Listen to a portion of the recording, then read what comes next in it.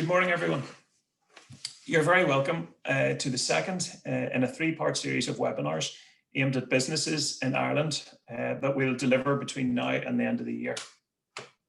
So this morning, we'll get a really timely update from Peter Vail of Grant Thornton on the supports announced at the recent budget. Michael Neary will facilitate a discussion with a panel of both traditional and alternative funders. And I'm delighted to say that we have Tommy Kearns of Extreme Push with us this morning to talk to us about his fundraising journey. To introduce myself, my name is Shane O'Hanlon and I'm the Funding for Growth Manager with InterTradeIreland. So this morning's event sees us continue phase 3 of our funding advisory service for established SMEs. The aim of these workshops is to assist established SMEs who are looking for new or alternative sources of funding. The programme evolved from research which showed that whilst there was a lot of support in place for startup businesses seeking finance, there was much less in the way of support available for established businesses. And those established businesses tended not to be aware of the full range of funding options that was available to them. So when we started planning this phase 3, we envisaged having physical workshops right across the island, but clearly and for obvious reasons, we've had to adapt. Therefore, for the remainder of this year, we will provide these sessions in this format and will focus on the current COVID-19 impacted business and funding landscape. So I'm pleased to say that Grant Thornton will continue to work with us to deliver the programme, and it's great that they're able to bring their considerable expertise and experience to the table. But before I hand you over to Michael Neary from Grant Thornton, I want to bring very quickly to your attention two of the primary supports InterTradeIreland have to help businesses, and we use these programs on a daily basis to help businesses during these challenging times. So firstly, eMerge. eMerge makes a real difference. It provides €2,800 fully funded consultancy support to help companies in manufacturing and tradable services improve their online sales and marketing and identify opportunities for e-commerce. Plans that we've seen come across our table include activities such as advice on mail campaigns, on web design, search engine optimization, help with Google Ads campaigns, advice and training around social media, best practice in social media. We've helped businesses look at their cross-border e-commerce and the brand strategy around that. And we've helped companies develop their digital content strategy.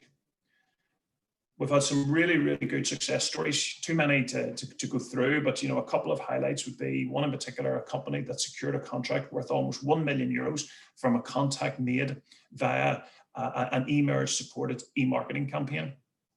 And we have numerous examples of businesses, manufacturing companies generating direct sales online now for the first time.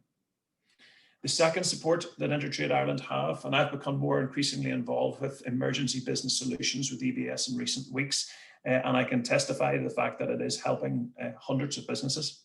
So EBS provides professional advice, fully funded to the value of €2,250 for cross-border companies to address key business challenges related to COVID-19.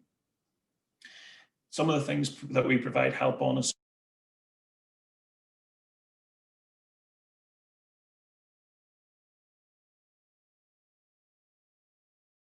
applications, guidance and direction with regards to cash flow and the impact on your supply chain, legal issues, including employment and redundancy advice, as well as advice on contracts and leases.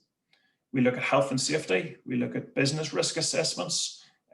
We can also help businesses who want to rapidly reposition their business and the strategy of the business. So with all these things, I would encourage you to visit the COVID-19 section of our website, InterTradeIreland.com, where you will find the eligibility criteria and the simple online application process, which we aim to turn around very quickly for you. So that's it in that regard. I just want to say a couple of quick thank yous, and these are genuine thank yous. So I want to thank, obviously, Michael and Peter from Grant Thornton, as well as the speakers. We're going to hear from Tommy Kearns from Extreme Push, as I talked about earlier, and we're going to hear from some of our funders, both traditional and, I guess, non-traditional alternative funders. We're going to hear from Catherine Maroney from AIB, along with Joe Higgins, Howard Mahan, and John O'Sullivan. So it's very, very much appreciated, folks. And before I hand you over to Michael, I just want to draw your attention to the Q&A function within Zoom.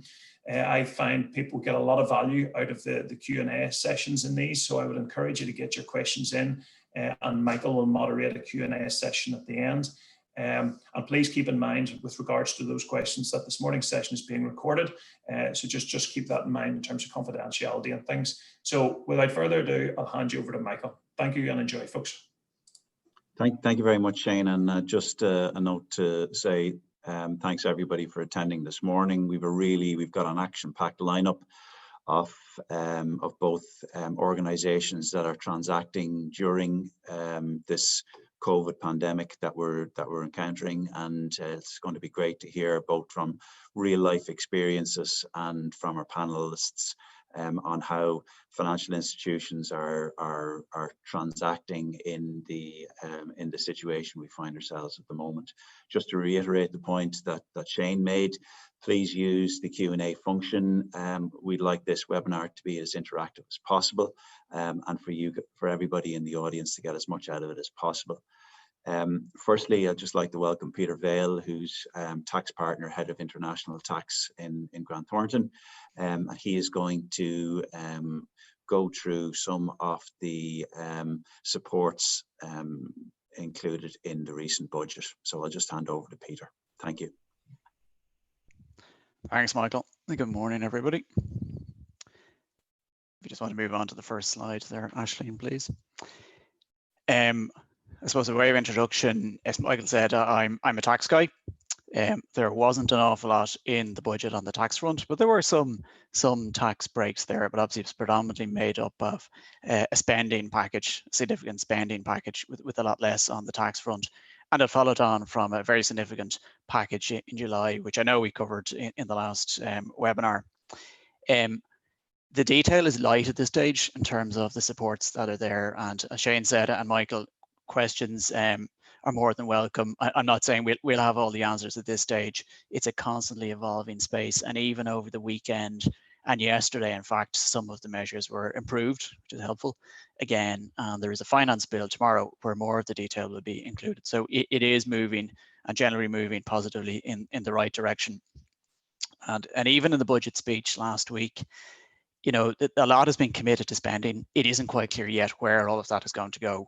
And the minister was quite open on that. So it's a flexible package, plenty of flexibility designed, and really it's there to stimulate demand and obviously help with on the supply side as well, where more of the issues are. But exactly where all of the money will be channeled at this stage isn't clear. But there will be a lot spent, and I think for businesses, accessing those reliefs is going to be key. In the past, a lot of the supports there haven't always been accessed, and sometimes that's because of too much red tape. Other times it's lack of awareness of what's there. And if you want to move on to the next slide.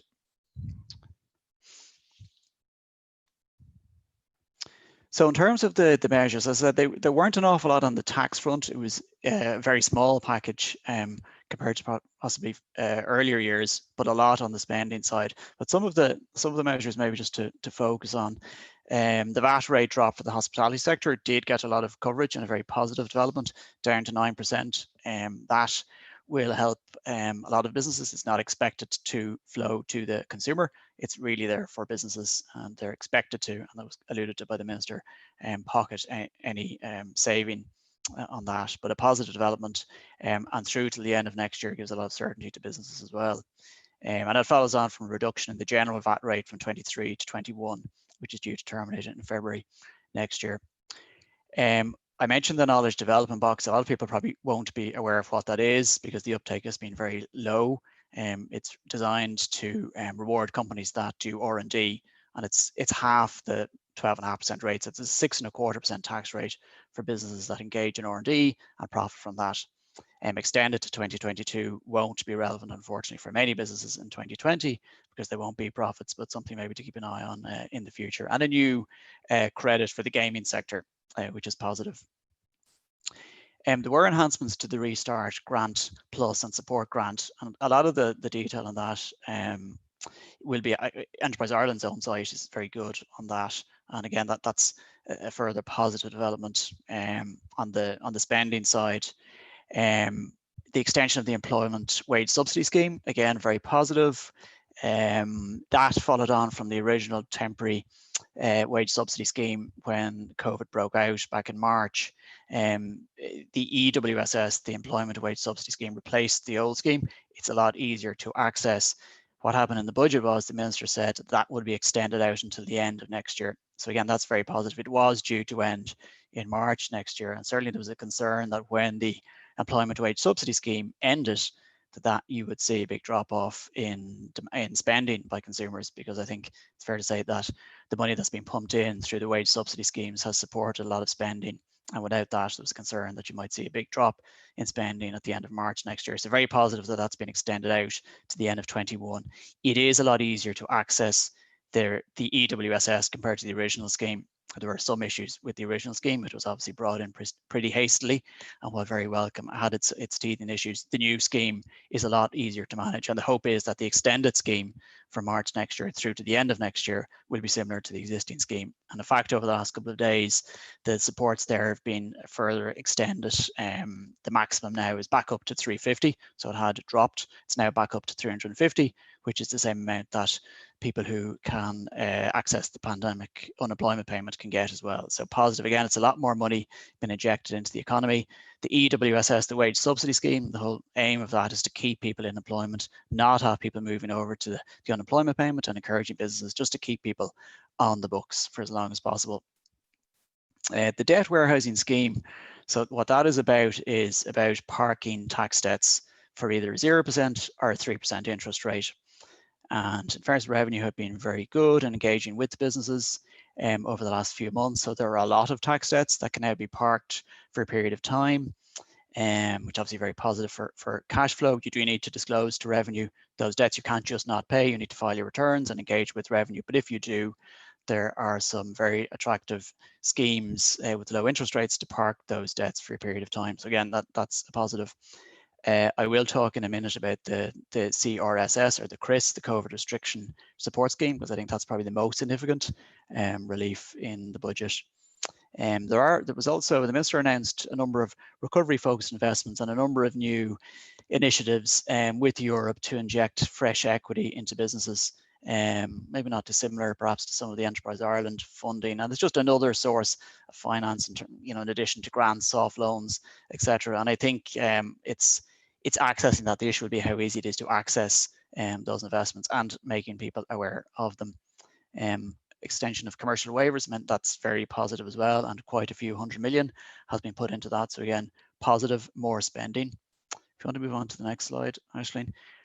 I will talk a little bit about this. This is the only thing I want to spend any time on, because when we did our tax webinar last week, we really had very few tax questions. A lot of the focus was on this scheme, the COVID Restriction Support Scheme. And the government forecast this will cost the Exchequer about 40 million a week. So I mean, that's a positive or a negative. It's a positive in terms of how much money has been pumped into the economy. And again, this was further improved yesterday. So this is aimed at businesses that are operating under level 3 or higher restrictions. So really it's many businesses, clearly. You could say everybody at the moment. It is aimed at providing assistance up to 5,000 a week for businesses that have turnover 25% or less of last year's figure. So if you look at your 2019 sales, get your average weekly figure. If you're at 25% or lower than that, well, then you're entitled to this credit. So it's really aimed at businesses that have been completely decimated by COVID. So obviously the hospitality sector would be the obvious one. So it does, if your sales are half of what they were last year, you're not entitled to this. But if you're 25% or lower, then you are. It was 20% up until yesterday. It's now 25%, so a little bit easier to access. And we do expect a lot of businesses to access this relief. As I say, it's capped at 5,000 a week, and it's described as being an advance credit on expenses. So you claim the €5,000. It's effectively, it's not free money. It does appear that it will be taxed at 12.5%. So it's not quite free money, but it's not far from it. And 5,000 a week, it will be attractive to lots of businesses. We do expect to see the legislation around that tomorrow in the finance bill, but do also expect to see many businesses claim this. It looks very attractive. There is some guidance on Revenue's website. It's about 4 or 5 pages long, very high level. As I say, we'll see the detail tomorrow in the finance bill, but expect to see a lot of businesses claim this. Can I go on to the next slide, please, Aisling?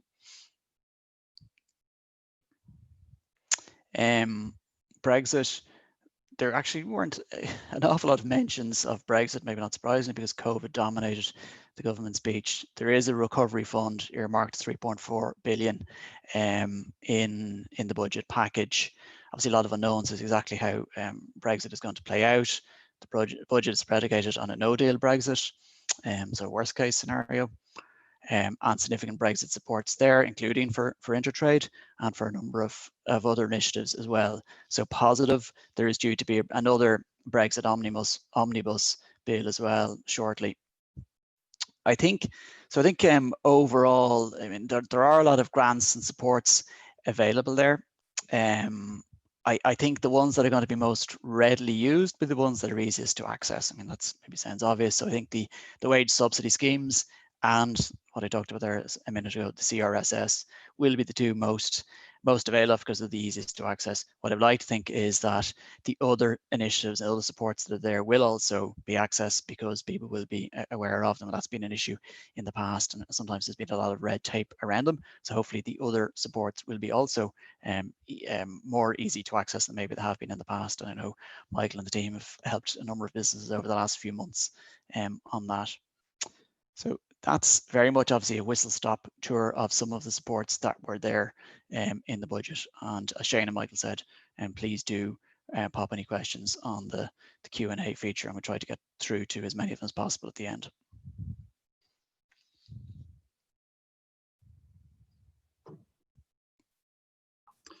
Michael, I'll hand over to you. Much. Yeah, thanks very much, Peter. So now we will ask Tommy Kearns, who is the CEO of Extreme Push, to come and have a chat with us. And good morning, Tommy. How are you? Tommy, I think you're on mute there. How are you doing? In the era of Zoom, yes, I am on mute. Morning, Michael. Great to see you and all the rest of the crew. Tommy, thanks a million for taking time this morning to talk to us. And maybe the first question I'd have, could you tell us a little bit about Extreme Push, please? Yeah, no worries. So look, Extreme Push is a multi-channel engagement, personalization, and data platform. So what does that mean? We help brands across the globe in a number of verticals, which I can tell you about in a second, understand their digital users. So across all the different channels, be it web, app, email, all right, and then relevantly communicate with them across those channels, be it push messaging, be it in-app messaging, be it email, be it SMS, be it web pop-ups, etc., all from the one platform. So we work with businesses like AIB, Bank of Ireland, RTE, I&M, Irish Times in Ireland, McDonald's, Group Dynamite in the US, PPB, Paddy Bar Betfair, and a number of other large customers across the globe. So we work across 5 or 4 main verticals. So sports betting and gaming, we work with 5 of the top 10 global operators. Banking, retail banking and neo or challenger banks. We work with publishers and media companies, and then we work with e-commerce companies and retailers. And basically what we help them to do is do 3 things. Give a better customer experience, digital customer experience to their customers or users, or reduce costs across their business from unifying all the channels into one and get a better understanding of the customer. And then lastly, helping them cross-sell and upsell, identify cross-sell and upsell opportunities, be it on a website, be it on an app. So it could be, identify where someone fell off a loan application and gracefully bringing them back in to that digital loan application, or it could be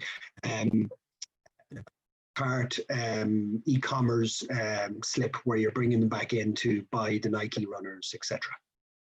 And Tommy, tell us about how you started and co-founded the Extreme Push with Kevin, and how it has grown over the last number of years. Yeah, so we started Extreme Push in just the back end of 2014. We bootstrapped it, and basically it kind of spawned out of another kind of application shop, and we were developing apps across Europe, mobile applications and kind of online systems, and we couldn't scale that business. It was kind of every time we wanted to build another app, we had to bring in another 4 or 5 employees. So we started looking inwards at the technology and what was next.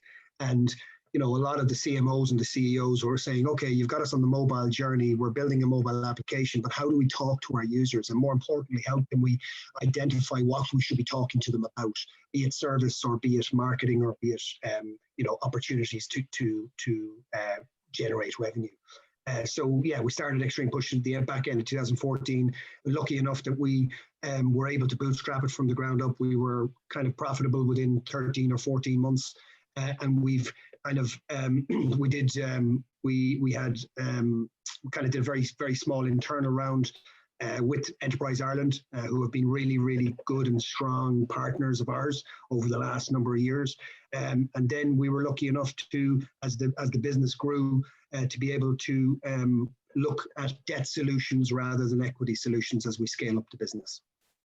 And you used M&A to help your growth along the way as well. You bought you bought one business or 2 businesses. So we've bought 2 businesses so far. So yeah, so our kind of strategy for growth is threefold. It is high velocity organic growth. It is technology, partnering with technology and kind of distribution partners, and then lastly, it's acquisition.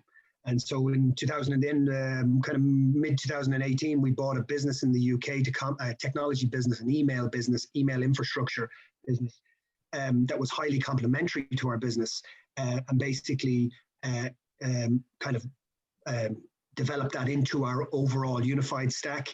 And they were kind of servicing customers like TSB in the UK, HSBC, Santander, McDonald's from an email perspective as well at that point. So highly complementary in a business that we bought.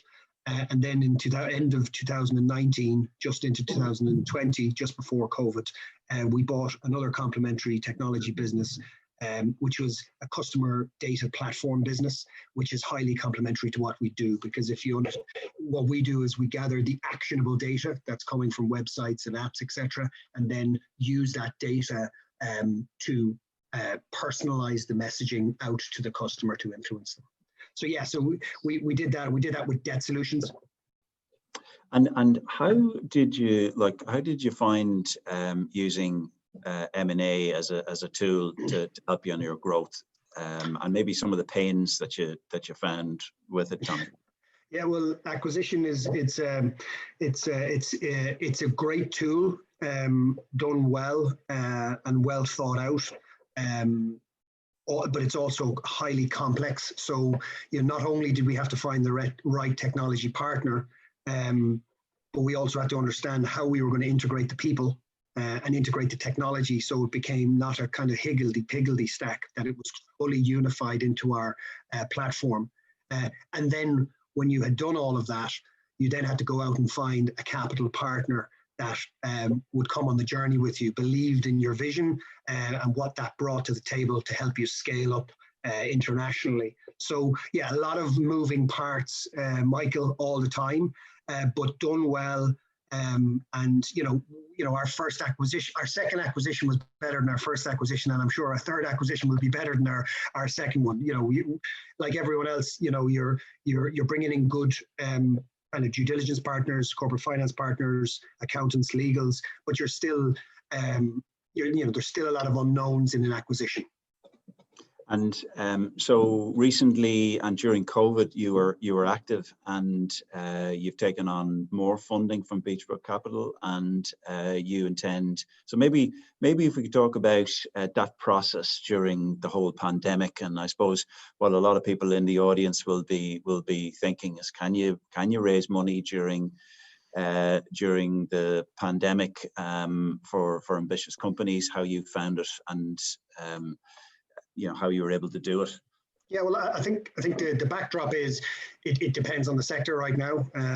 But as you say, highly ambitious. Or we're in technology. We're lucky. We're one of the lucky ones that actually, due to what we do, communication in this pandemic is more important than less important. So even the customers who we would have in hospitality, for example, are still having to communicate to their customers. All right, to be, to keep themselves top of mind.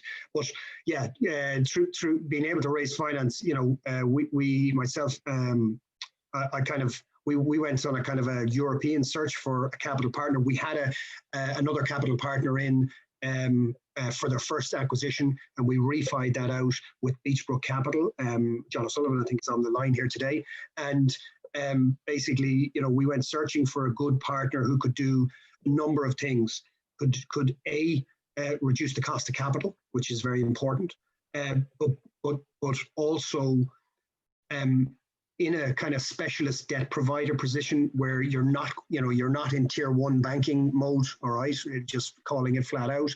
You need a partner who believes in what you're doing, believes in the scalability of the solution, and as important, if not more importantly, the management team, and then be able to go with you when you're telling them that actually we want to buy another 2 or 3 businesses over the next 2 or 3 years, and understand what that's going to need from a capital perspective, but also from basically a partnering perspective. So yeah, Beachbrook Capital have been phenomenal across the, we engage with them in, I'm going to say, just coming into COVID. All right, we'd had many discussions before, but throughout, never waned at all. Never kind of went anyway slow on the finance, and we ended up refinancing our old debt provider and brought in Beachbrook in just finished at the end of August. So they have refied out the old provider, also given us, which is really important to talk about, in specialist funding. So in specialist funding or venture debt funding, there's a lot of names for it, right? There's a lot of restrictions around it. So your company has to be at a certain level to even be interesting, but also, and there's usually a lot of restrictions around what you can do with the capital. So usually it's okay. You can use the capital to do more acquisitions, or you can use it to this. Whereas Beachbrook took a very different view. They were able to say, yeah, look, we understand that you are very ambitious organically. We have a plan to go into, as in bodies, and that we have customers in the States right now, for example, Michael, and we're now looking at putting boots on the ground in the end of Q4, even in the pandemic, in New York. And for that, we needed to have a capital partner who was willing to look at growth capital within that as well. So Beachbrook weren't only able to refi out and give us a better cost of capital, they were able to give us some growth funding to scale up the US office, and also give us the ability to do acquisitions up to a level of 15 million or more as they come about, and as they as they fit our company profile. Does that make sense? Absolutely. Look, I suppose one of the observations that we would have, and that I would have, is you've a lot of ambition, Tommy, and you have an ambitious team in Extreme Push to help with that, and you've got well thought out plans. And like, even in our discussion here, your ambition to go to the States, to think out taking on more customers. Like, tell us a little bit about how that happens from your business perspective. Yeah, it's a good question. So we're unlike companies in our sector. We have bootstrapped the company firstly, so we didn't put 100 million of equity into the company or any of that. And there's companies out there who have had VC rounds of over 100 million who wouldn't be doing as well as us. So we have looked at the business in a very much longevity. So we believe that the MarTech space is only getting going. It's becoming more relevant rather than less relevant. People are instant gratification. They have less time. You've got to, when you talk to them, you got to be hyper relevant, or you're just not going to get their attention in the attention economy. So how we've built the business is we've kind of spearheaded in with a number of key customers and key verticals in the States. For example, we would have three the US have opened up or have regulated the sports betting and gaming market. So it's like the new gold rush out there. So like really large companies are getting into the space. And so we're working with three of the top 10 companies out there now. So which is a great tracking point for us. And we're also, we have a couple of anchor tenants for one of the anchor customers or partners, Group Dynamite, based out of Canada and the US. They've over 450 stores, but they're online and retail. So we build up organically, kind of remotely, but obviously we're 24/7 business, right? And then as we get more and more traction, then it becomes, okay, it's time now to start to invest heavily in the States and start to build out a team. Again, we don't do that with a kind of spray and pray mode. All right, I'm just not. I personally am not built like that, and neither the guys on my team. We're taking. Yes, we're going to invest a good bit of money over the next 12 to 24 months in the US, but we're building it out organically. So we'll start with a team of 4 specialists, both sales, operations, and tech, and then we'll build that up to 8, etc. And as the business grows, we grow that team out there. US for us is it's the next big thing. We're doing well in Ireland, UK, and Europe, but we want to crack the States. Okay, and listen, that's really interesting to hear. I mean, I suppose one of the things is you're moving with your customers, and you're being there and being relevant where your customers are. Now, just as we all sit here with the additional restrictions and everything, how ambitious are you for the next 12 months, and how will everything that's happening in the pandemic how will it affect you, and what do you make of that? I think it's a challenge across all businesses, but COVID from March, did we have a dip? Absolutely. We have hospitality vertical as well, so that was decimated. But we had other verticals that made up for that. So e-commerce, banking, all kind of went digital, kind of bananas. They just went into the sky, because obviously if you think about banking, the retail outlets were shut. So everyone had to go digital, which was really good for our business. But in general, I think we can, nothing beats a face-to-face, Michael. Full stop. All right.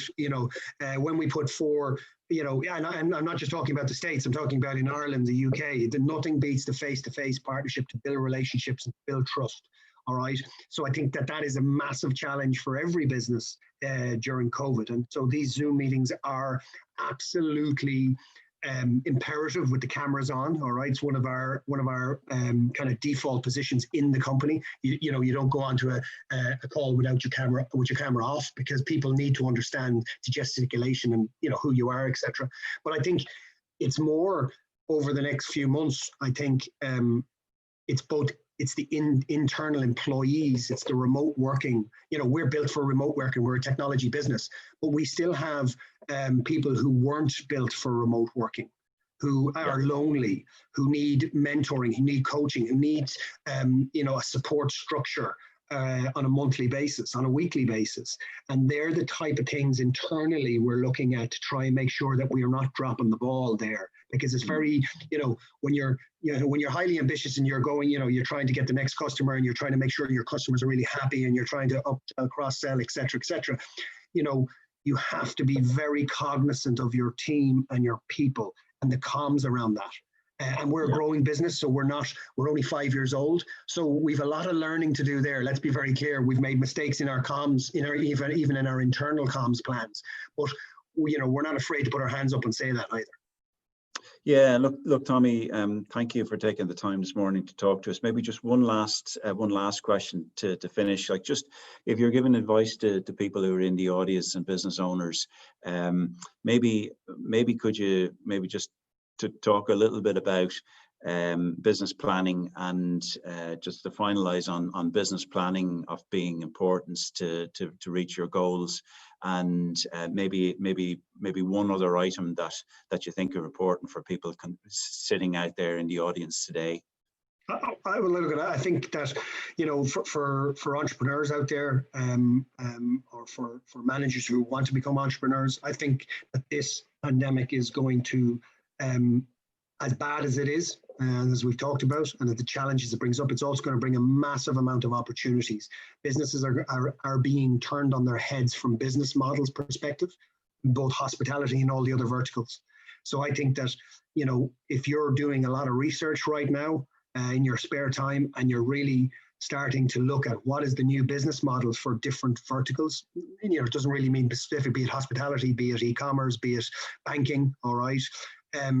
I think then it's, you know, over the coming months, there's going to be opportunities to test those, to get MVPs, or, you know, minimum viable products up, and get them tested within these brands, because brands are going to be looking for new solutions, because they absolutely have to try and get the revenue even quarterly back to where it was, and then to grow again. So they're going to be very hungry to understand new innovative solutions that can disrupt or complement what they're doing, and add value, basically add significant value to what they're doing. So they're going to be hungry for that. So if you're an entrepreneur and you're really digging into, well, what is next, you know, and it doesn't have to be groundbreaking, you know, it doesn't have to be spaceology, etc. It just needs to be adding significant value to the next business model. And that would be my only advice, because I think opportunities arise. There's, you know, banks will start to lend. There's plenty of investment out there still that hasn't landed anywhere.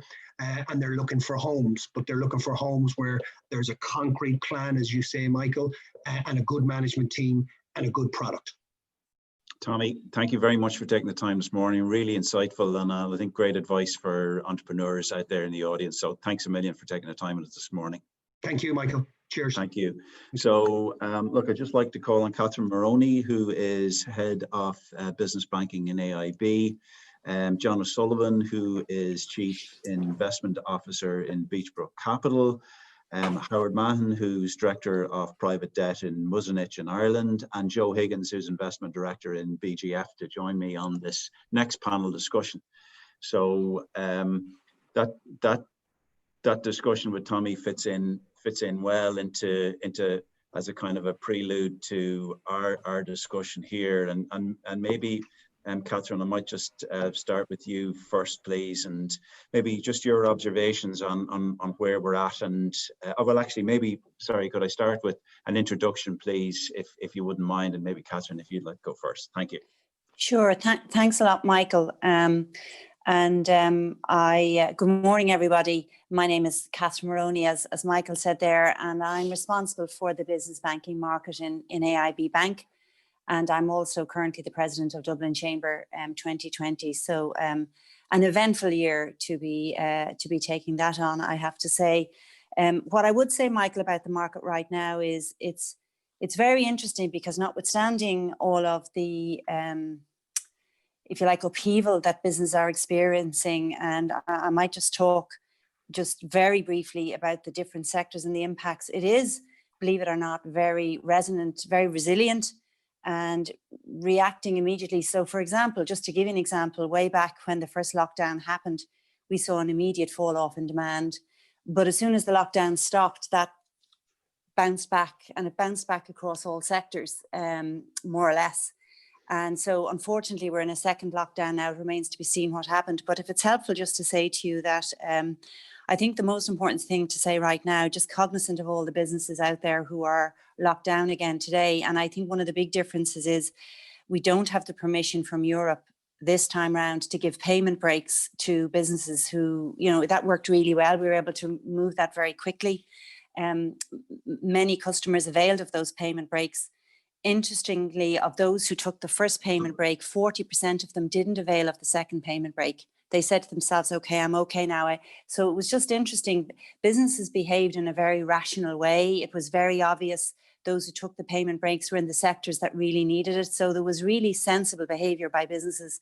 And the one thing I would like to say to the people on the call here, that just because the payment breaks are gone, we certainly will still, we're looking to support our customers in every way we can. So approaching us is the critical thing. This is not a crisis of the customers or the businesses making. Everybody knows that. So the really important thing, it was said just now, is communication, talking to each other.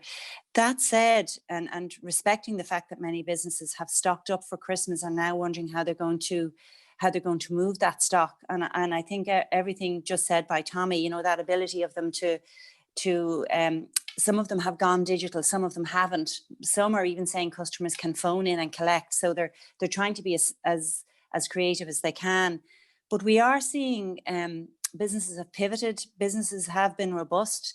The demand for credit has maintained itself. We are, I can't disclose where we are against what would be expected because we're a publicly quoted company, but I can say demand is very robust.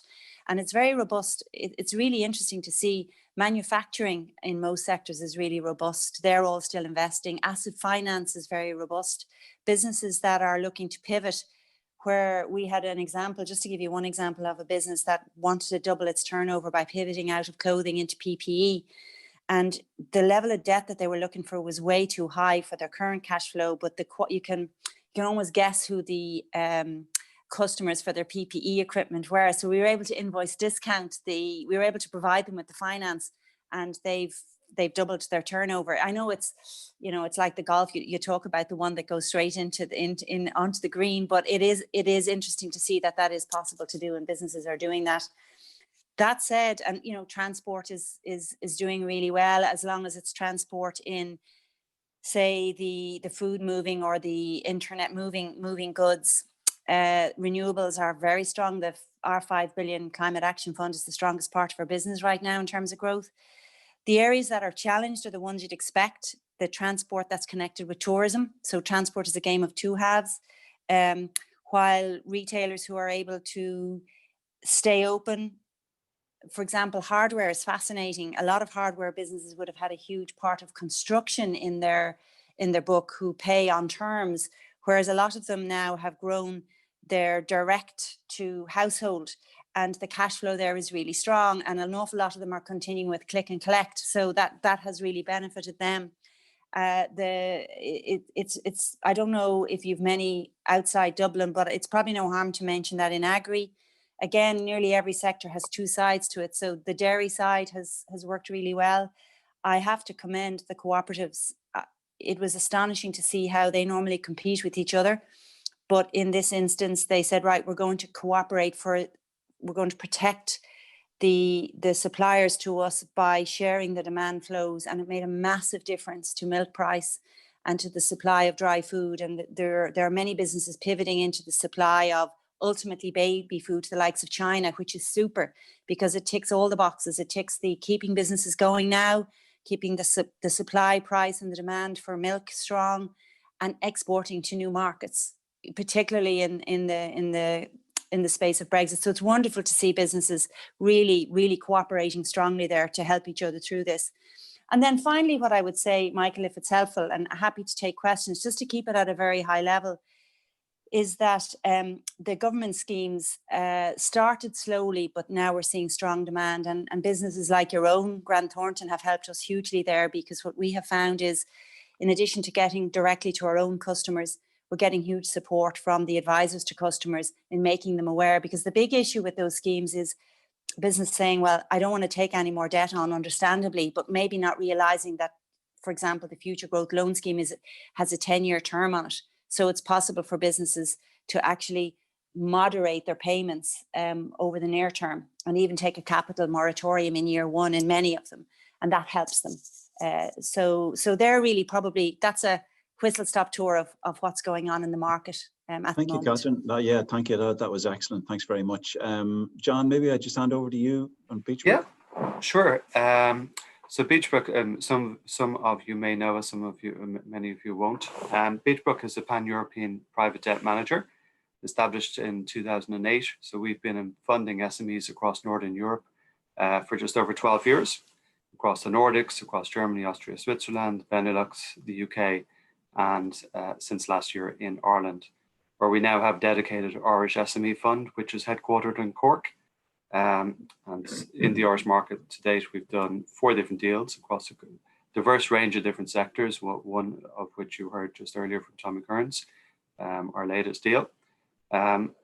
We are an owner-managed business ourselves, so we're quite entrepreneurial. So we have 6 different funds, as I said, one of them dedicated for Ireland.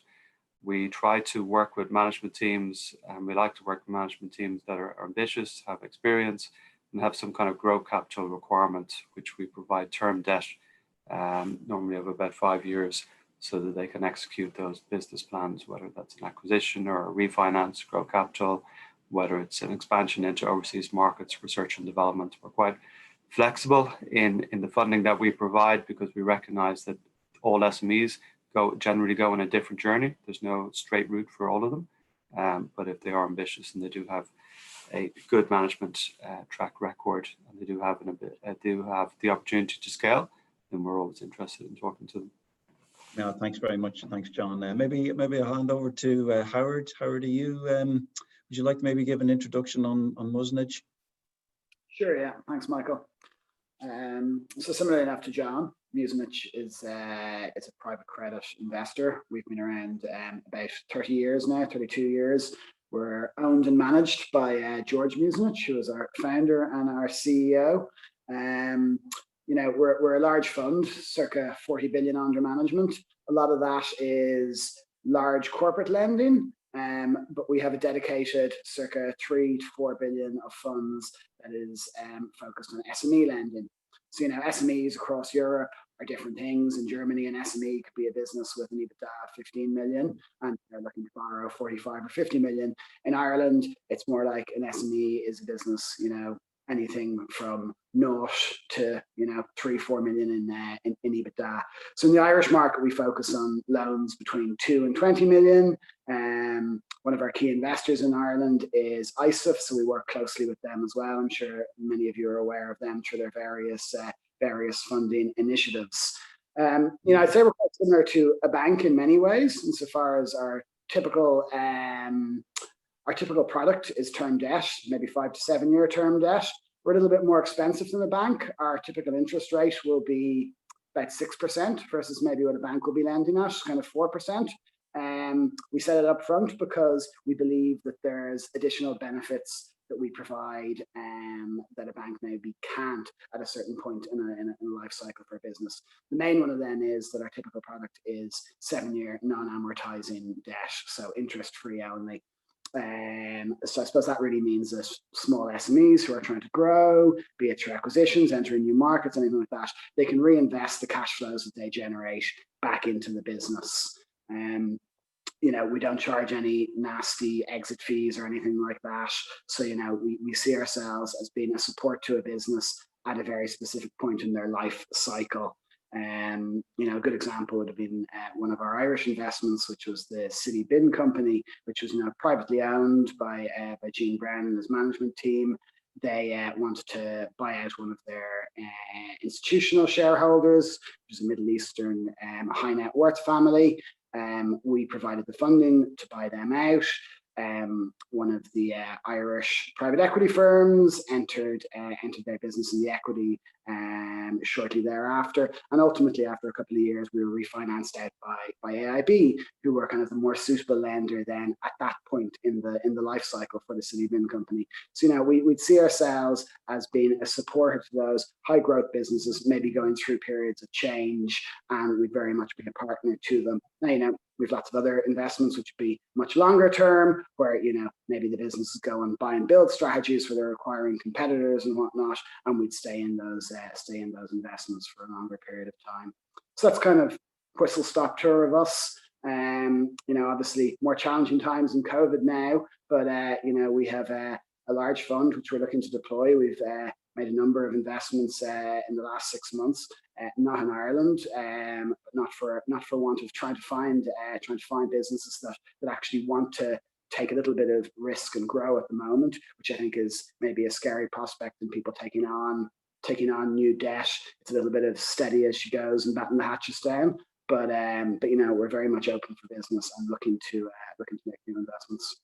Thanks very much, Howard. Maybe, and then over to Joe in BGF, please. Thank you. Morning, Michael. Morning, everyone. Just give you a bit of background about BGF. So we were set up in 2011, I suppose, at the height of the last recession in the UK, basically to fill a gap in the market and provide equity or minority equity to companies. And since then, we've invested 2.2 billion across 330 companies in the UK and Ireland. And I guess the Irish fund was set up on the back of that a few years ago. It's a 250 million growth capital fund backed by the Ireland Strategic Investment Fund and the three major banks here, which AIB, Bank of Ireland and Ulster Bank. We can make initial equity investments of between 1 and 10 million plus and have significant capacity to follow on thereafter. I suppose three things that make us different in the Irish market here for companies is that we're strictly a minority investor. We don't want to take control of businesses we invest in, and we typically take a stake of between 10 and 40%. Second, we provide patient capital, so we can invest for a longer term than traditional private equity. So be it 6, 7, 8, 9, 10 or 10 years plus, whatever is right for the business. And third, our terms are management friendly. For example, unlike private equity, we cannot force the sale of the business. We will exit together with management when it's the right time for the company. We've made 6 investments today in Ireland. 3 of those were in the last 4 months. We'll hopefully be at 7 by the year end, and the plan is to go into double digit next year. Wow, very good, Joe. So maybe look initially, it just shows you, like just talking to everybody, the amount of activity that's going on, financial institution perspective, and activity with businesses in the market. Maybe Catherine, I might just bring you back in, please, and just to mention, there has been talk in the paper about the government supports not being taken up to a full degree, but it was interesting you referencing that businesses are being more are taking the government supports now. And do you think what do you think is the hold up there, or the what are your observations in relation to that? Yeah, good question, Michael. I think there's 2 main factors. I think I should start with the one that there are businesses who just don't feel they can take on more debt, and that's fair enough. So it doesn't matter whether it's government supported or any kind of all the different instruments of debt that have been talked about here for the different purposes. If they feel they can't afford to repay it, they understandably aren't asking. So that's one element of it. That said, you know, we see the figures, and there are plenty of businesses out there that can borrow. And in fairness, I should mention to the ones that feel they can't borrow, if you don't mind me saying, Michael, I think it is worth their while thinking about, it was mentioned earlier by Shane, there are ways, there's what InterTrade provide, but also the schemes are changing all the time. I'll just give one example. The Enterprise Ireland scheme, the SEF originally didn't have any equity in it. And because this isn't a debt crisis, it's a health crisis, there's plenty of capital of different types out there. Some gaps in the, you know, in the seed, in the early funding. But the fact that they were able to then move into providing up to 200,000 in equity for the likes of internationally traded services and manufacturing. So I just encourage the businesses who are listening, as well as talking to the likes of yourselves and their bankers and everybody else on this call, to keep an eye on the Debbie site and to watch for, there's a grant now available. It's 9,000 per employee if they're taking on someone through their customs for Brexit. So, you know, if even if you can't borrow, there are incredible supports out there at the moment that can help with the cash flow. That could just be the difference in businesses getting over the line, if I can just say that. And even if it's not your own business, to be aware of them, to refer others onto them. So then if I move out of the demand and into why, there was also a low awareness, and there's still reasonable, we still talk to customers who say, oh, I didn't know that was available, and I didn't know it was available at that price. So I'll just say 3 very quick things. The new government guarantee scheme, which is currently available until the 31st of December, there's a possibility they will extend that. That's extremely competitively structured and priced. So for example, the likely maximum interest rate on that, certainly from AIB, is 2.75%, and it's funding out for up to 5.5 years, and the first 250,000 of that has to be unsecured. So there's an interesting instrument for businesses. They have to have been impacted by COVID for that one, but that's unfortunately pretty easy to establish at the moment. And in our case, it's all online. So it's pretty, if they want, they can send documents and everything in online. The feature of then the Future Growth Loan Scheme that may be of interest to your listeners, and I know I'm flying through them, but it's just a high level, the things that might interest them, is that scheme is available for up to 10 years. So for businesses who may feel I can borrow, but actually I can't really afford to pay it back this year, it's just so uncertain, they can potentially take a moratorium for the first year and then repay it over the following 9 years. And banks, everybody's trying to make that work for businesses. So even if they're funding from one of the partners on the call and they're looking to refinance that out, or they feel there's something available for them in there, they're all things they can talk to their partners about. The working capital scheme is less used, Michael, and I think that's just because it's more like conventional debt. It's not priced as, the max rate on that is 4%.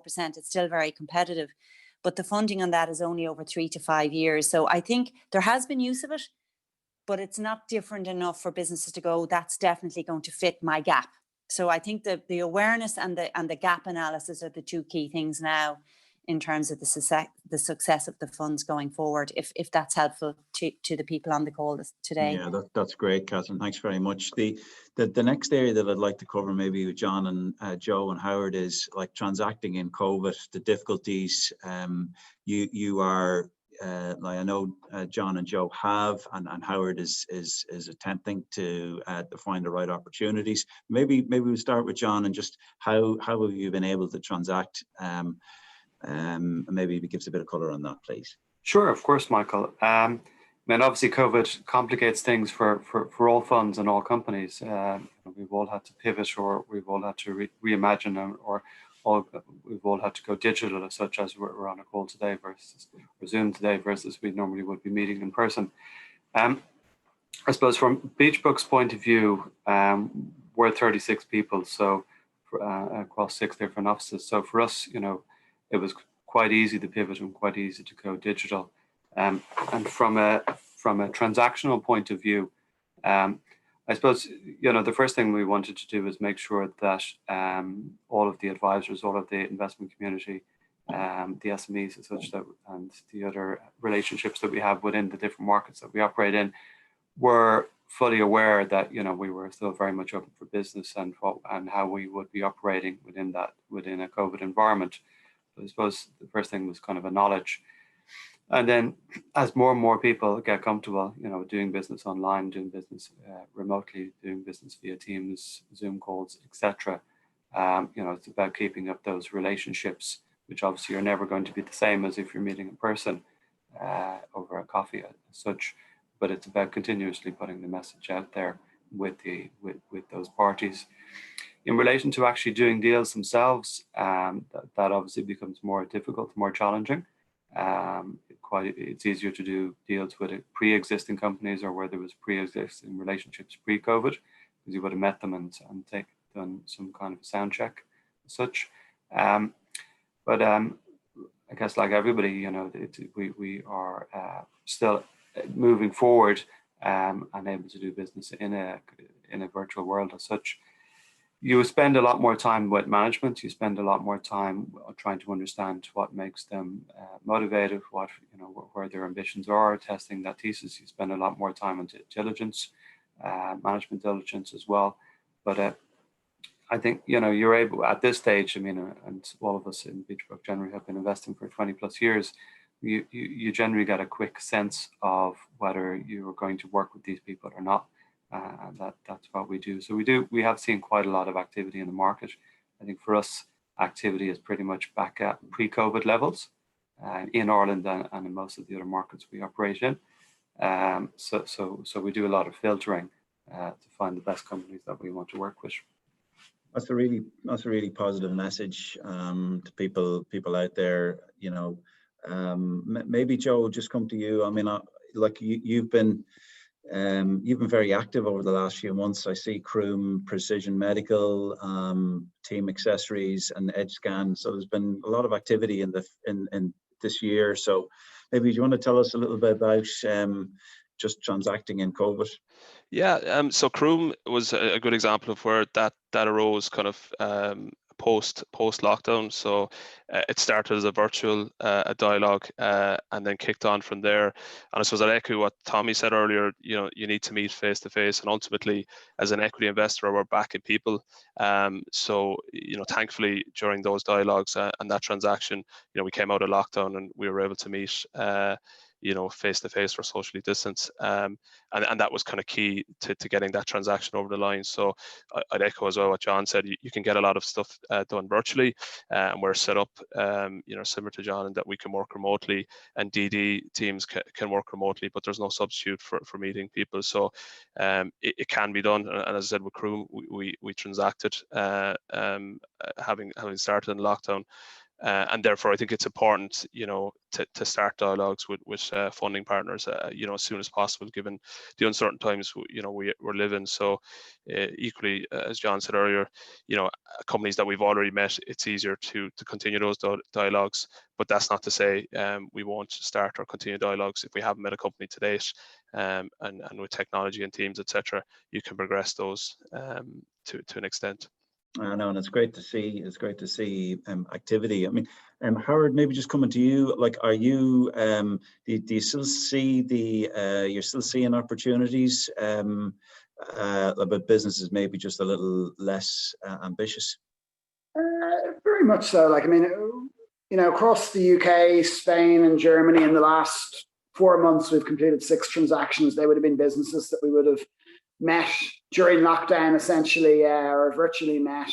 We haven't actually found that aspect of transacting difficult. We've 11 offices around the globe. We've done everything virtually for a very long time anyhow, just because of the nature of our business. Where we've probably found the bigger challenge is, all businesses have been affected by COVID. Even those ones that you would say are COVID resilient will have had disruptions in trading, they will have had increased costs, all this kind of stuff. So I think the challenge for financiers like us is to try and look through, it's not what's the last 12 months of trading or the last 6 months of trading looking like, or even what are the next 12 months going to look like. If we try to apply EBITDA multiples or debt ratios based on how businesses have performed through COVID, you'd end up lending very, very little money or investing very little money.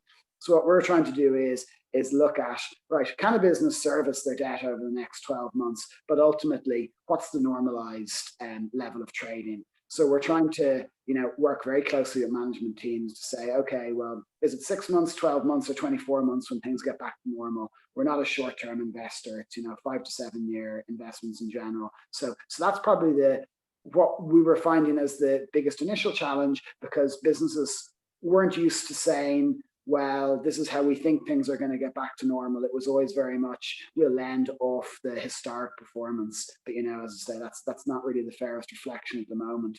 So, we're arriving at what we'd call normalized trading or normalized earnings, which is probably taking a slight leap of faith or, an educated guess as to how businesses are going to perform through the COVID crisis and come out the other side of it.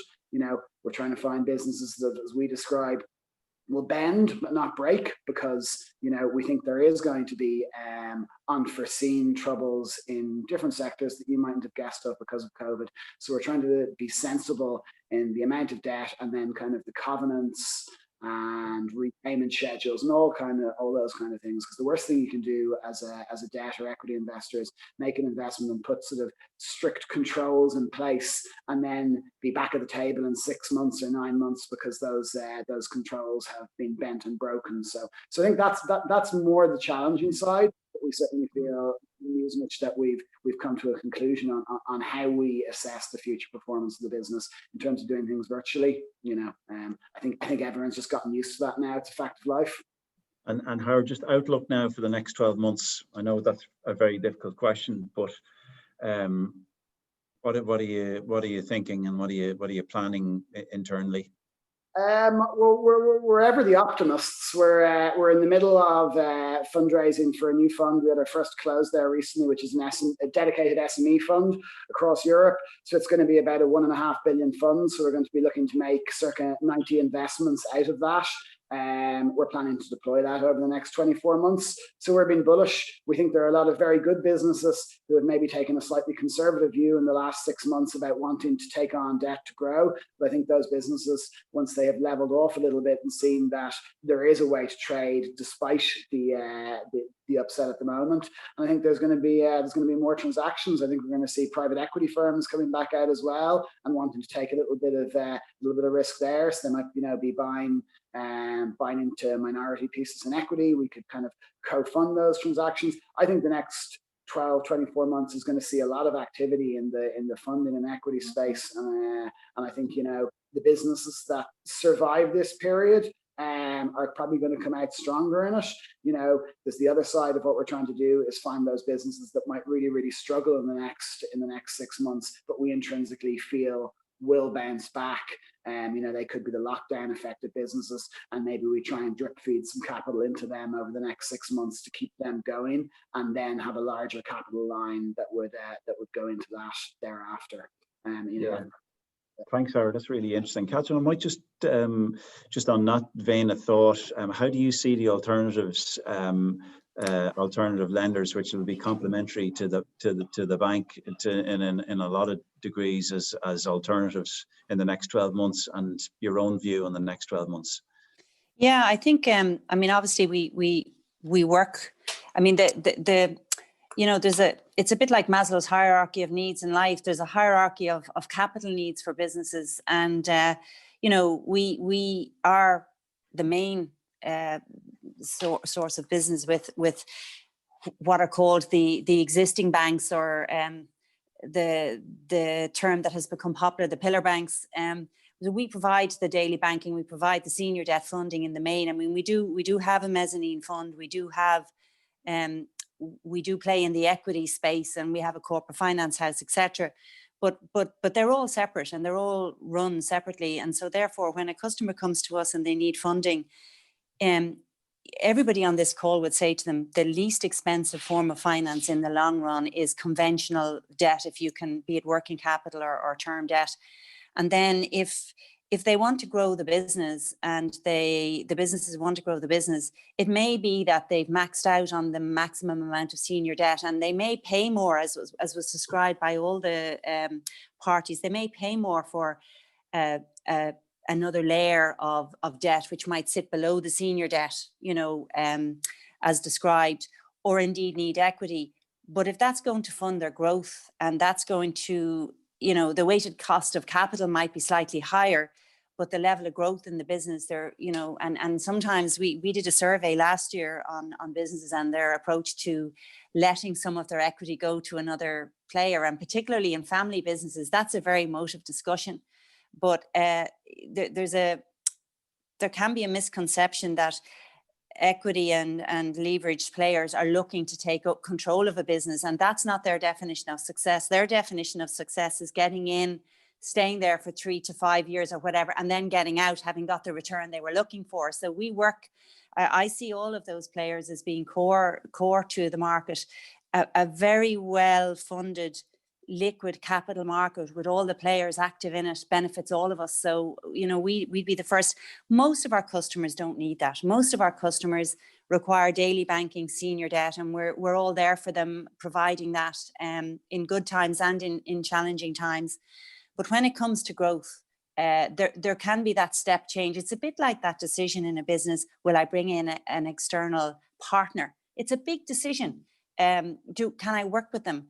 Are they somebody who understand the vision and the purpose of this business, and we won't end up fighting or falling out over where we're going next? They're all the big decisions. But from our perspective, working closely with partners like that, where it benefits the business and helps them grow, or indeed, as said by Howard there, helps them through a difficult period. The growth piece is easier because it's a growth story, but there's also the possibility of working in challenging spaces as well. Most of that we do ourselves, but sometimes a partner can make the difference. Thanks, Catherine. And maybe just quickly, Joe, next 12 months, and then maybe we'll finish with John. Thanks. Yeah, I suppose just to continue what Catherine said there, we're having a lot more discussions with the company now who are thinking of equity, and it is an emotive decision, and especially in family businesses. But I think they see you know, having a partner on board, you know, plus a bank or plus another lender, you know, can help them get to the next phase. So I guess, look, in terms of next 12 months, I'd echo what Catherine said in terms of the sectors we're seeing are similar to what she's seeing in terms of growth and investment, being manufacturing, pharma, tech. The hope is that the other sectors, you know, will start to come back post this lockdown. And look, I think overall, you know, investment decisions have been delayed somewhat, be it either for growth or even for people looking to take some cash off the table or to exit. And I think, you know, they need to happen at some stage. So, you know, you'd be positive on next year with the supports out there. And also, you know, when we come out the other side of lockdown, that there'll be, you know, further opportunities for investment. Thank you, Joe. And maybe just finally, John, and then we'll go to Gary and then some of the questions and answers. Thanks. Perfect. I mean, similar to Howard, similar to Joe, you know, we'd be optimistic for the future as well. You know, we think that obviously a lot of sectors have been quite resilient during COVID. There will be some structural changes, no doubt, that take place going into the future as well, which SMEs and companies will benefit from. Other sectors, not so much. So for sectors that are more challenged, the kind of the obvious suspects that we all know, you know, that there will be, you know, in the next couple of quarters, there'll be a lot of consolidation, and that also brings opportunities as well. So we, and as I was saying earlier, you know, activity for us is pretty much at pre-COVID levels. We expect that to continue for the next 12 months. Thank you, John. And I'm just going to bring you all back in for some to finalize questions and answers from the audience just in about 5 minutes. But I'm going to hand over to Gary just to go through some summary. And if anybody's any further questions, please log them now, and we will deal with them shortly. Thank you. Morning all. I hope everyone is well. And I just want to join Shane in thanking all our speakers and panelists and thanking everyone for joining us this morning. I would just want to flag up as part of the program, yes, we run these workshops, but just to emphasize as well, you have the opportunity, 20 companies here have an opportunity to meet one of the Grant Thornton team on a meeting or a series of meetings, obviously online at the moment. And I'll send you out the link to that when we send you out the slides. So look out for that. And I would say out of those 20 places, there are 5 of those have been taken already. So there are 15 places left. So if you are interested in getting direct funding advice and looking at your funding options, you'll click on that link and apply, and we'll try and turn that around for you fairly quickly. Shane dealt with our InterTrade Ireland's COVID supports, and I'm just going to talk very, very briefly through our core supports, the other supports that we traditionally run. So first of all, if you look at the slide, I'm going to start at the top left and work my way down. So our Brexit supports, obviously, it's a bit like deja vu all over again. We're at this time last year, you know, if you remember, cast your minds back, we were sort of in a similar situation, deal or no deal, and we're running this again. So, and no one knows whether it's going to be a deal or not. InterTrade Ireland don't proclaim to have all the answers, but we have a Brexit program. It's a small grant for a consultant to work with a company to look at the possible risks around Brexit and to look at how you can mitigate those risks. We then have our trade supports. The core of InterTrade Ireland is about increasing cross-border trade. So the 2 key programs there are Acumen and Elevate. That's Acumen and Elevate. And again, you can find a lot more detail on the criteria on our website. So Acumen, you're a company based in the Republic of Ireland, you want to sell your goods into Northern Ireland. InterTrade Ireland can part fund a salesperson for you to do that. And it similarly works vice versa for a company north one to sell south. The Elevate program, its sister program, same idea, you're selling to sell your goods to Northern Ireland. This time it's 100% funded. The Elevate 100% funded, not for a salesperson this time, but for a consultant to work with you and build a sales plan for you to sell your goods to Northern Ireland. And as I guess that again, it works the other way, north-south as well. Innovation, we're building an innovation culture. So we have 2 key programs there again, Fusion and Challenge. The Fusion program. So if you have an innovation project within your business that you want to take forward, InterTrade Ireland will help you recruit a third level graduate to work on that innovation project, and we'll part fund that graduate to work with you. Challenge, that's all about rolling out new products and getting that cheaper and quicker to market. That's the innovation programs are Fusion and Challenge. Raise funding, that's what Shane and I do, and our other colleagues, there's 4 of us in the team in InterTrade Ireland. So what do we do? Yes, I've mentioned the advisory, this program, the advisory service for established SMEs, but we also have an advisory service for early startups, companies that are interested in venture capital or business angel funding, and you can book an advice slot with equity advisor, Drew Sullivan. What else do we do? Look out if you're interested in venture capital. We'll be having our venture capital conference in the new year. It'll be the 20th, believe it or not, InterTrade Ireland Venture Capital Conference. That's going ahead on the first Thursday in March. And unfortunately, we'll not be shaking hands and having meetings off the plenaries this year. And with deals being done, it'll have to be online, but that's the nature of it. But yet we will be trying to replicate our venture capital conference as it normally would have been maybe in the Croke Park. But obviously it'll be virtual this year.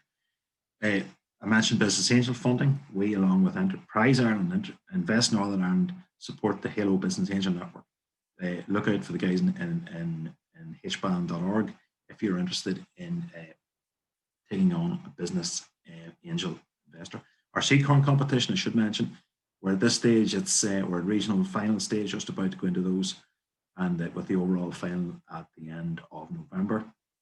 But again, that will relaunch in the new year. We'll relaunch it again at the Venture Capital Conference. If you are an early stage startup business and are interested, there's a prize fund there, but it's also an opportunity to get exposure to investors. The final topic then I want to talk about is winning tenders, or go to tender program.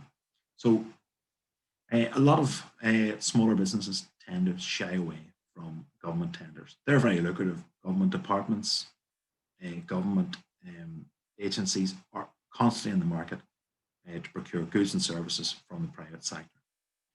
Because it is a tax area governed by EU law, a lot of smaller companies stay away from it. What we find by running these training programs in the Go to Tender program, companies that never looked at this before have gone on. So, for example, last year at a physical, one of these physical workshops, one of the delegates come up to me afterwards and said, "Yeah, that's a great program. InterTrade Ireland run the Go to Tender program. We never really won much government work before. It was never really working for us. We went on those training courses. We now win 60% of our tenders that we put in. Now, we can't guarantee that sort of figure, but that was just some anecdotal feedback that we got from last year. So that's a whistle-stop tour. Again, if you are interested, have a look at our website. But if there's a particular query you have on anything that you'd like, you by all means drop myself or Shane an email after today, and we will do our best to help out. So listen, I'd encourage you to ask as many questions as possible, and I'll hand it back to Michael for Q&A. Thank you very much, Gary, and thank you for those giving us a brief on all those supports that are available to SMEs. The first question is for Tommy, and Tommy, I don't know if you're still there. I'm here. How long did you bootstrap the business for? Did you consider equity? What was your initial equity piece, and why did you decide on debt for to help finance your acquisitions? So we bootstrapped it up until middle of 2016, and then we went for a match funding round with EI, because we had the ability to. We were assigning customers and working with them, so we were using the revenue of the customers obviously to build a business from a bootstrap perspective. So we did that. We did about $500,000 match funding round in middle of 2016, and then we just that gave us the kind of lift to invest a lot more into the organic growth. And then we were profitable at that point. So we were just kind of watching, investing hard, but actually watching the pennies so as we could continue to grow the EBITDA as well. And then by end of 2017, we had quite a good revenue stream and a good EBITDA. So we were able to go to an alternative debt provider, and who helped us acquire the first email business in the UK. And the second part of the question is, did we look at equity? We absolutely did, but it's that, there's been a lot of talk in, the alternative types of it doesn't have to be equity. There's a mix. And I always believe that if you can bootstrap your company for as long as possible, then, be it equity or debt, gets much cheaper, because your customer, you're proving with traction in your product and your people that actually this is a really sticky business. And if you can do that for as long as possible, a lot of businesses cannot do that, but the way we're a B2B business, so we're selling to businesses, we're not a B2C business. Whereas traditionally a B2C business needs a lot of capital to get moving and to get the significant traction. We had our customers, or our partners, as we would call them, helping us, paying us along the way. So we were lucky. I suppose, to answer the question very clearly, we did look at equity, but it was too dear sometimes. It wasn't coming at the right level, etc. And we were lucky enough to be able to keep going and grow it, albeit probably not as quickly as we wanted to if we had got equity quicker. But actually, by not getting equity that quickly and having to go through the hardship of, we just need to get the new customers and get closer to our existing customers, that actually helped in the overall path of growth for us. And then when it came to be able to get debt funding, that came much more easily, because our overall profile of a company was much better, and they could see very, very clearly that this company has a lot of traction. Does that make sense? Thank you. Yes, absolutely. Thanks, Tommy. Peter Vale, a question for you. Are there any changes to EIS for investments? Yeah, thanks, Michael. There was a comment in the speech in respect of EIS, and anybody who has experienced EIS will know it's been problematic to access over the last few years. So a positive in that he announced that they will look at it and hopefully making it a bit more accessible. Hands are tied, unfortunately, by the EU. So we haven't seen any detail on that. It is being reviewed, so that's positive. But I wouldn't be holding your breath on it. Okay, there's another one there when I have you on there. Will a business that has had tax losses for the last number of years be able to utilize these losses by way of repayment of a credit to them for 2020? Yeah, it's a good question. Unfortunately not. So if you've been loss making for the last few years, you cannot do anything. But positively, and we didn't cover it today because it was in the July stimulus package, if you had profits in 2019 and you have losses in 2020, so let's say you made $1 million of profits in 19, you pay tax of about 100,000, and you have losses in 2020 of $1 million. In the normal course of events, you would have to wait until this time next year to get back that 100,000 tax you paid last year. Because of the accelerated corporate tax or loss rules, you can now get that money back now. So that's a 12-month significant cash flow saving by making an accelerated loss carryback claim now. So we do expect quite a few businesses to avail of that. Okay, and maybe one, I think this is the last one for you, Peter. Will COVID restriction support €5,000 be open to software startups? Yeah, and I was going to answer that. It's yeah, and look, again, I said it earlier, I expect this is where we're going to see most interest. And in fact, the estimate I made earlier of 40 million a week has now gone up to 80 million a week for this relief, because we've gone to level 5. When you read the minister's speech, it's really aimed at premises that are in an area impacted by level 3, which is clearly the whole country. So it is envisaging, salons are mentioned, cafes, and in fact, the minister called out accommodation, dining, arts, and entertainment as the sector is impacted.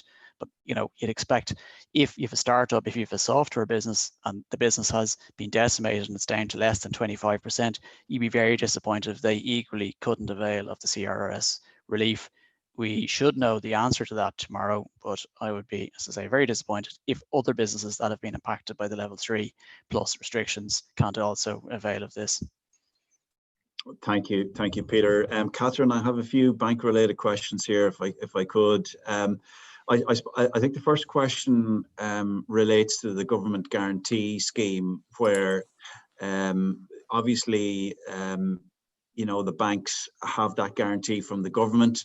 So are these no-risk loans from the bank's perspective? Maybe they're limited risk, but they are still subject to normal credit criteria. But could you just talk to the point about the credit guarantee scheme and how that works? And then the second one is, are your bank officials, obviously they're not meeting anybody now, so everything is being done over Teams and platforms, virtual platforms, I guess. But is that the way business has been transacted with the bank?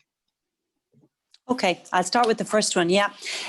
So the credit guarantee scheme isn't a full guarantee.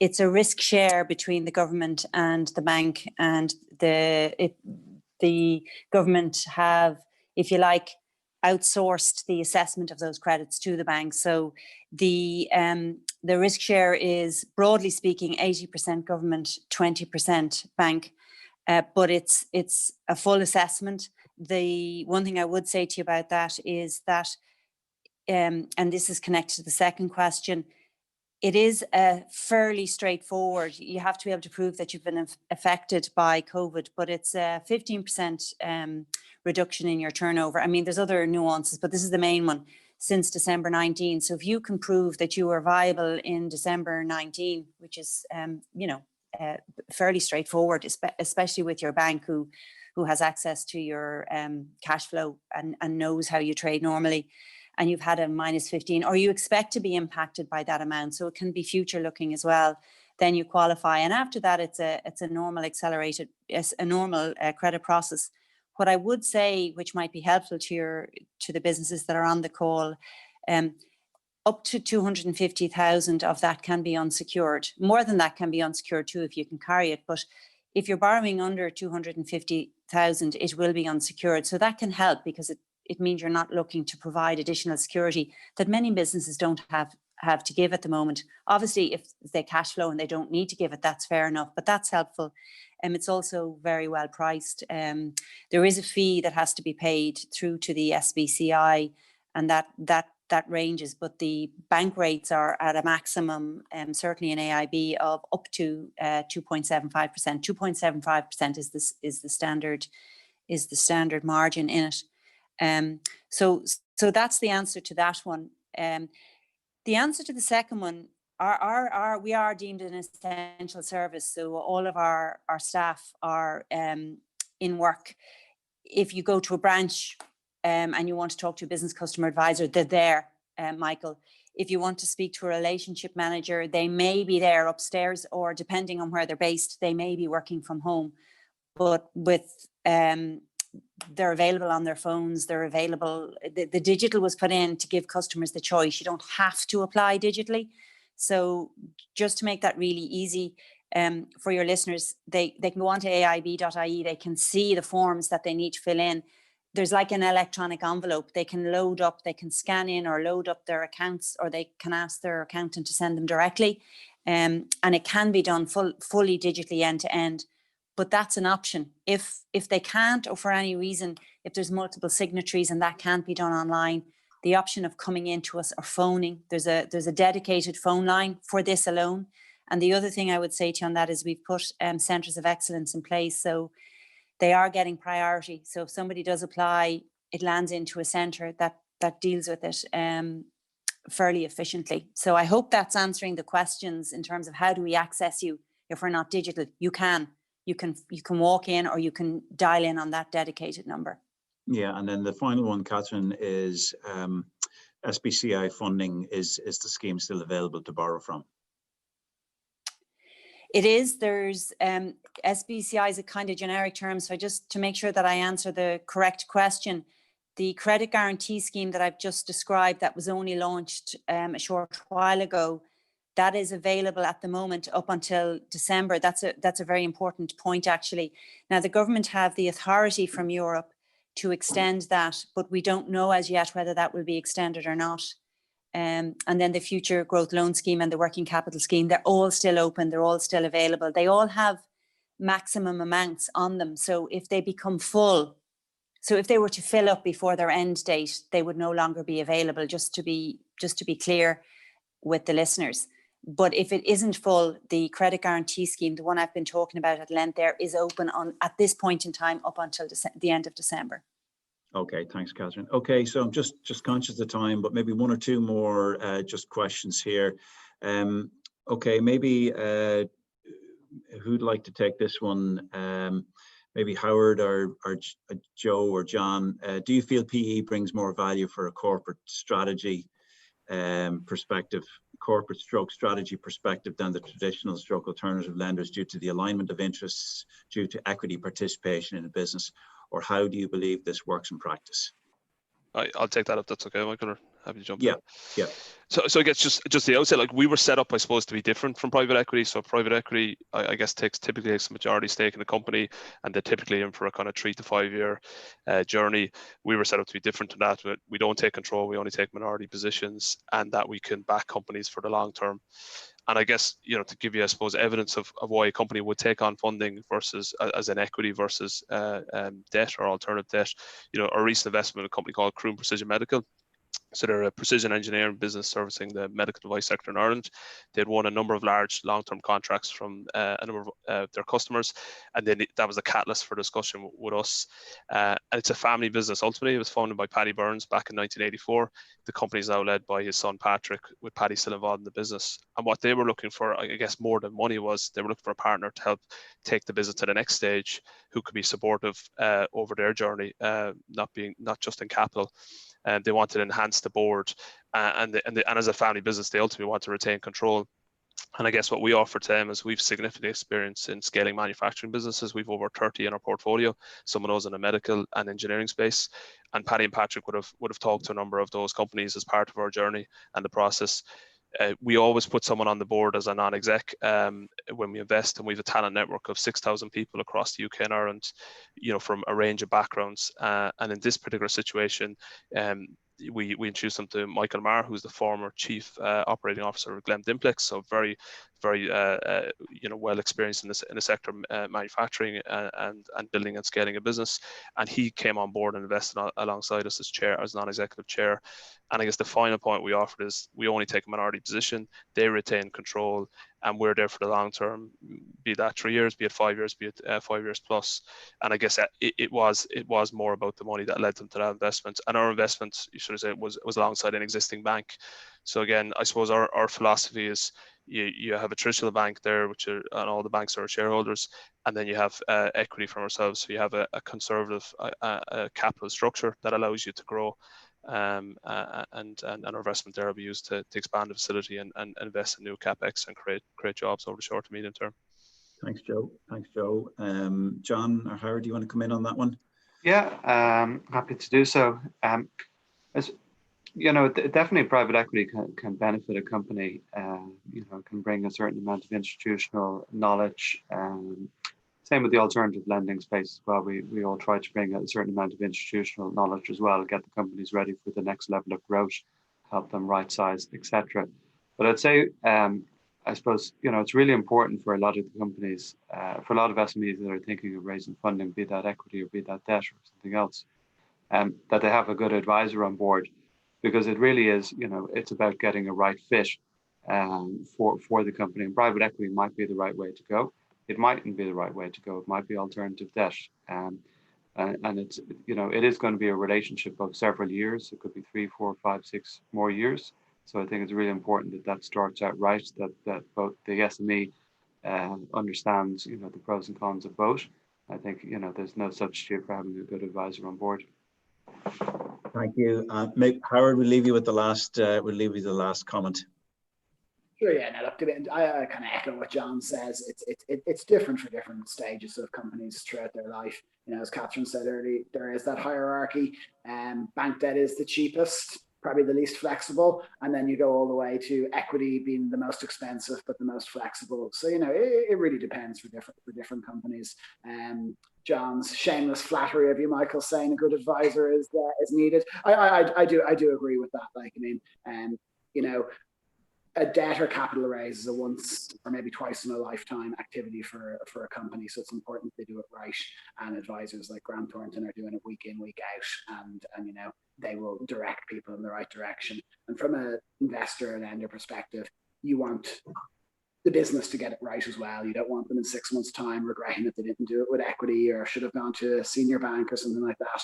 It's a partnership. So you know, that piece is important. Look, thank you very much. And I know we've run over very couple of minutes, but I'd just like to say to everybody who contributed today, to Tommy, to Catherine, to John, to Joe, to Howard, to Shane and Gary from InterTrade. Look, thank you very much, everybody, for taking the time this morning, to Peter as well. And I hope all the participants got a lot out of the session. I certainly did. So thank you all very much, and look forward to talking again. Thank you. Great. Thank you, everyone. Thanks, everyone. Thanks all.